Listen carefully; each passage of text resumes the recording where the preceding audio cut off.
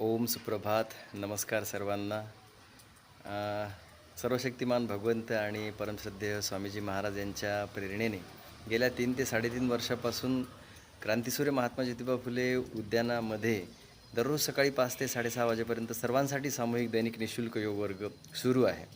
परंतु आपल्या सर्वांना माहिती आहे, थोडीशी भौगोलिक परिस्थिती पाहता पावसाचे वातावरण असताना आपल्याला उद्यानामध्ये योग करता येत नाही. तरीसुद्धा आपण सर्वांनी योगा विथ राम व्यवहारे या यूट्यूबच्या माध्यमातून आपण अखंड अविरत योग साधना केली. सोबतच आपल्या मंगरुळनाथ शहरामध्ये खूप साऱ्या योग शिक्षकांनी निःशुल्क अशा प्रकारचा योग वर्ग सुरू केलेले आहेत. जागजागी त्या ठिकाणी जाऊनसुद्धा आपण त्या ठिकाणी अखंड योग साधना केली. त्याबद्दल आपल्या सगळ्या योग साधकांचं, योग शिक्षकांचं अनंत अभिनंदन, त्यांना अनंत कोटी योगमय शुभेच्छा.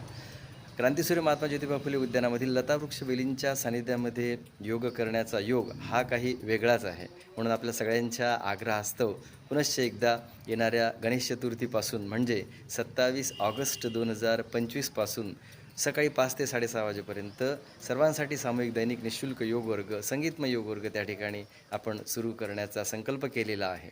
सोबतच मंगरुळनाथ शहरामध्ये तर ह्या योगामध्ये म्हणजे योग वर्गांमध्ये आपण येणारच आहोत. परंतु बाहेरगावच्या काही योग साधकांसाठी सर्वांसाठी योग हा व्हॉट्सअप ग्रुपसुद्धा तयार केलेला आहे. त्यांनासुद्धा दररोज सकाळी 5 वाजता यूट्यूबची लिंक देण्यात येईल आणि लिंकच्याद्वारेसुद्धा तुम्ही आमच्यासोबत उद्यानामधून योग साधना करू शकता. म्हणून सर्वांना नम्र विनंती आहे, योग हे जीवन आहे.